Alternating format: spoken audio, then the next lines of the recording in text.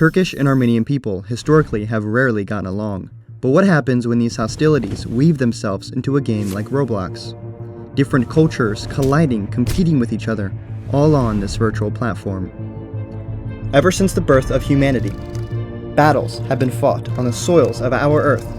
But as technology advances, new ages of warfare are born. From the sword to the bullet, battles are always being fought.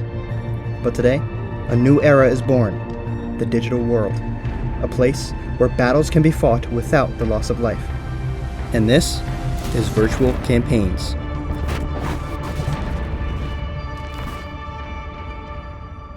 In 2009, the gaming platform Roblox introduced a feature to their website. It allowed you to create custom groups or clans. Players had the freedom to create these communities on the platform. These would include roleplay groups, fan groups, and war groups, among many others. This story follows a user named Sergicyan, who had created his own war group on Roblox. It's important to note that Sergicyan is Armenian in real life. He boasted an Armenian flag in his Discord bio. Anyways, his group was called the Grand Army. It was of course inspired by Napoleon Bonaparte's France. It was pretty much like a roleplay group. He would pretend to be Napoleon. He had his own army, although not anything massive, and he would fight other groups and factions. That's how these war groups worked. They recruited users into armies, which were then used to fight other player-made groups. Sergicyan was able to muster a group of around 12 soldiers, which made up mostly of his own friends. Even though their army was fairly small, it would quickly catch the attention of someone important to the story. On Roblox, a group of these clans would become known as a community. It served as a unified hub for these groups, and allowed them to share development and activity. One of these communities, which I've covered time and time again, was named Gaudia Certiminis. It was pretty huge at this time, which is why I had to make so many videos to cover this massive story. Anyways, to explain it very quickly, it was a military war roleplay community that was based during the Napoleonic Wars. Each group was created to follow each respective Napoleonic nation, representing the factions in a historically accurate manner. But it was extremely difficult to enter this community as a faction. There was a strict set of guidelines users had to follow in order to be accepted and integrated. One of these factions was called Spain. It was based on the historical counterpart during the 1800s. This faction was led by a user named Bolivacaris. However, this group, among many others, was very fragile. After a war had ripped through the nations of the community, this Spain faction had suffered a major blow, causing its leader, Bolivacaris, to abdicate. And now, one of the major factions of this community had a vacant throne, waiting to be filled. Someone from this community had stumbled upon Sergicyan and his French army, who were situated outside of the Gaudia Certiminis community. This guy's name was Father Soter. He was an officer in one of the community factions. He had spotted an opportunity, and he was set to make a proposal to Sergicyan and his army. He wanted Serge to fill the vacant Spanish position in order to bolster activity within the Gaudia Certiminis community. And Sergicyan was rather excited. He was officially invited to the largest war community at the time, even though he had what was considered a small army. And of course, he would take up this offer and make his application to join the community. But he wasn't the only applicant hoping to fill this vacant position. AdvanceIron was an officer in the now fallen Bolivacaris Spain, and he was determined to restart this Spain under his own leadership. Now this is where the whole culture war thing that I mentioned in the intro comes into play. AdvanceIron, along with his personal following, were Turkish, and they had to compete for the Spanish crown against Sergicyan and his Armenian following.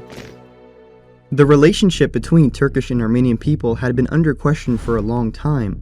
Of course, you probably know what I'm alluding to here, but there was a very specific historical event that really ignited these tensions between the two countries. Today, these hostilities still stand. In 2011, according to Turkish newspaper that I don't know how to pronounce, 73.9% of Turkish people said they view Armenians as unfavorable, with 76% of Armenian people not wanting to normalize relations with Turkey unless the Armenian genocide was to be officially recognized by the state. When you look and understand the internet and gaming culture as a whole, things can really culminate to become something very toxic and very quickly. especially in the niche Roblox genre that is the war community. Most of the guys in here are either nationalist or just very passionate about history, and I mean that's why they have come together to create these roleplay groups in the first place. But when you mix history-passionate Turkish and Armenian people, things are destined to go wrong. Before I even continue the story, I just want to clarify a few things. Not all Turkish people hate Armenian people, and vice versa. This is just a small, one-off event that happened in around 2020. The purpose of the video is to showcase and educate people about harmful ideas and the toxic cesspool that is the internet. Anyways, let's continue the story. Also, while I got you guys here, hit that subscribe button. A group chat would be created, including both Sergicyan and AdvanceIron. There was also a few moderators from the Gaudia Sertaminus community. A proposition would be made, one that would change this community forever.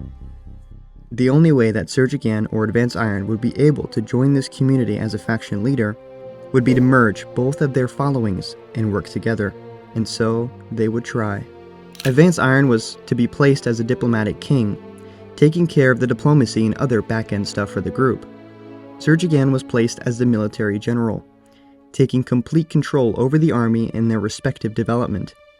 As a result, Serge would place his close friends, his Armenian friends, in the majority of the staff positions, and of course this would anger the Turkish members. The first test for their military would come to them pretty soon. A practice battle was set up between the Russian faction in order to gain some experience with the technology and an understanding of their new army. Sergicyan would command the army, of course, which consisted of both Armenian and Turkish players. He would be assisted by his Armenian friend, Avalries. They would meet the Russians at a hill placed directly in the middle of the map, where they would hold off Russian infantry before being met by enemy cavalry. The fierce Russian cavalry would force Sergicyan to pull back into a town where they could better defend themselves. They were able to hold off for a little while, but eventually it just became too much, and the Russians cracked their defenses, and they defeated Sergicyan and his army. AdvanceIron and his Turkish following were devastated, and they were quick to blame Sergicyan for the loss. He was the one commanding the army after all, and this would only build up the tensions between the two different groups of players, and it wouldn't take long for this pressure to just become too much. AdvanceIron was far from satisfied. Their first battle as a nation resulted in a loss, but he had spotted an opportunity. A war was underway. One of the main factions in the community involved in the war was Prussia. Prussia had offered Spain a spot in this war, and promising a quick victory. AdvanceIron would accept this offer, but he had no idea what he had gotten into. When the Spanish army arrived to the battlefield, they were met by the Prussian allies, but in front of them was a huge enemy horde.